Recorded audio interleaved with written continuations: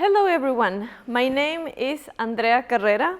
I am from Ecuador, and one of the best decisions that I have made in my life is pursuing psychology as a career. I have been working in education for 12 years. I have been supporting my country with first psychological aid to people that experience natural disasters.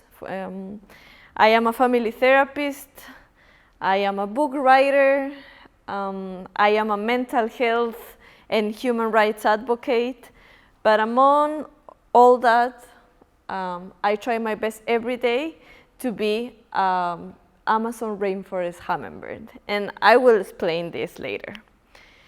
So I would like for us to have like a reality check. Because of everything that has happened in the world, we talk a lot about well-being, about self-care, and that's very important. And we who work in education, we have the duty of care. The thing is that even though we do our best to support our students, our families, sometimes we are not that good supporting ourselves.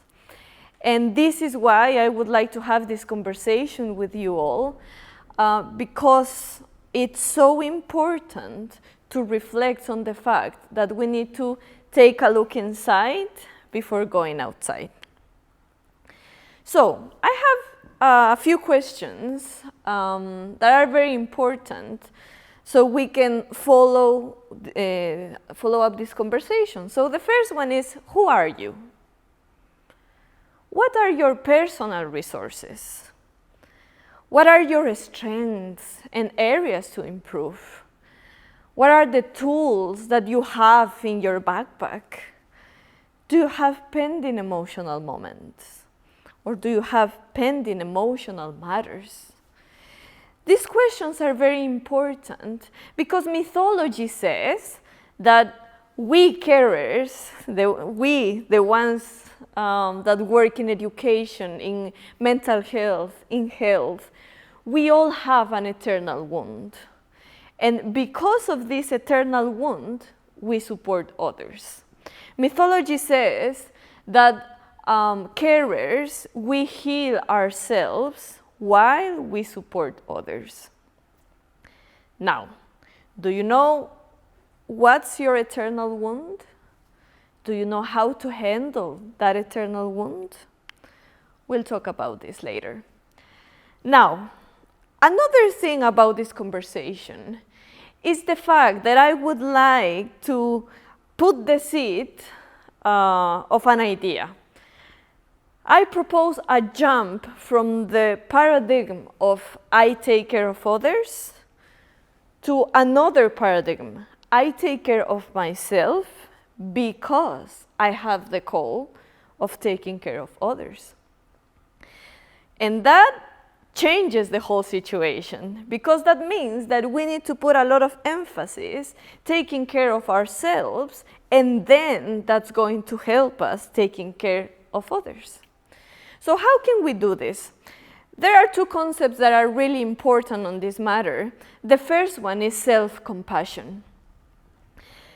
Self-compassion is about having a healthy, caring, and kind attitude towards ourselves in times of suffering.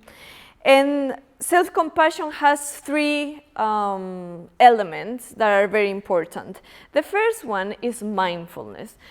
When we talk about mindfulness related to self-compassion, we talk about taking a look at the bigger picture. So, for example, if we measure our impact in a day-to-day basis, let's face it, we are going to feel discouraged sometimes because we work with a population that is in constant development.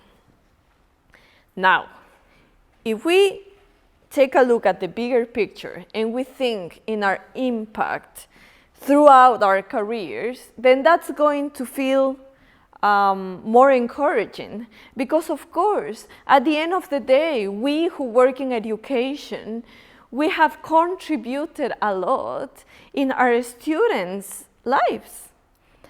And a lot of our students are around the world, changing the world, supporting people, running businesses. So that's the impact that we need to have in our minds. And this is about being mindful. The second element is about common human experience. Yes, we are superheroes. We who work in education, we are superheroes because we work on the field that inspire the rest of the careers in the world. However, a lot of us, we have a hard time dealing with our mistakes. We are way too hard on ourselves. And this is why the common human experience, it's about thinking on the fact that yes, we are humans, we are doing our best, but we are humans and we're going to make mistakes, and of course we need to learn from them. This is something that is, let's say, logical, but we don't apply this a lot. And the third one is about self-kindness. And there is an exercise, a mental exercise that I would like for you to do. Every time that you have negative self-talk, what if we make this question? What I am saying to myself is the same thing that I would say to another person? If the answer is no, then that means that I am being way too hard on myself. And this is a good resource to show our self-kindness. So, okay, what I am saying, is it kind to the other person? Of course. Now, is it kind to myself? Then that's the question. And this is why we can work on self-compassion on a day-to-day basis. Now, the other topic is self-care. We have heard a lot about self-care, about strategies, about routines, and that's very important. But I would like to have this conversation on a deeper level. Before putting in place strategies for ourselves, it's important to identify if we are feeling lost inside. And this is why therapy is so important, because therapy is going to help us navigate through our strengths, through our areas to improve, through our traumas, through our experiences. So if we have a clear path inside us, let's say, then we're going to have enough resources to actually put strategies in place. Talking about self-care. Now, there's the big question. How do I help myself? Sometimes we want to take care of ourselves and we start applying a lot of things. And we read about this and then we apply it. Someone shared something with us and then we apply it. But when we talk about self-care and self-compassion, it's important to apply what we need individually. And this is why therapy is so important. Therapy also is going to help us face these 4 philosophical questions. The first one, who we are, how we are, where we are, and when we are. I know that the answer of this is going to take us maybe our lifetime to answer, but it's important to start thinking about this before trying to take care of others outside. Now, in the beginning I mentioned that I try my best every day to be like an Amazon rainforest hummingbird. In my country, in Ecuador, we have a tale that is very common. And this is about the Amazon rainforest. So once upon a time, the Amazon rainforest was on danger because it was burning. And the king or queen of the jungle said, okay, everyone, like all the population, all animals, let's go, we need to run because the Amazon is it's on fire. And a hummingbird went to the king or queen of the jungle and said, but what if we try to save our home? All the animals, they laugh at him because like they told the hummingbird, what do you want to do? You are so tiny. And the hummingbird was like, okay, you do whatever you want, but I'm going to try to save my home.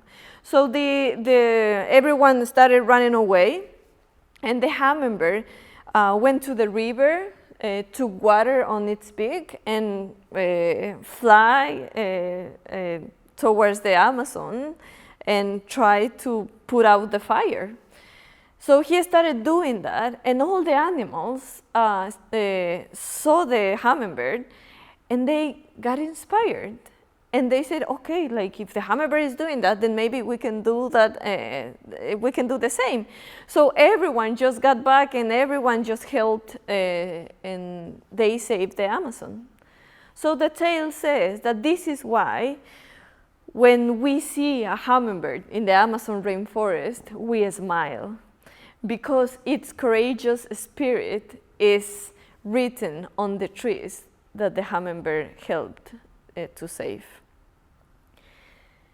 This tale has made me think a long time, like because I have been listening to this tale since I was a child, how important is for us to put a priority on saving our inner home, on saving ourselves.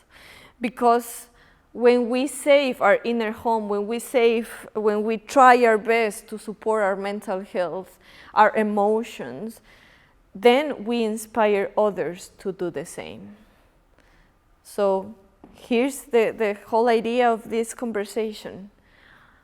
What are you going to do as a carer to save your inner home? Well, that action is going to inspire others to do the same. Thank you very much.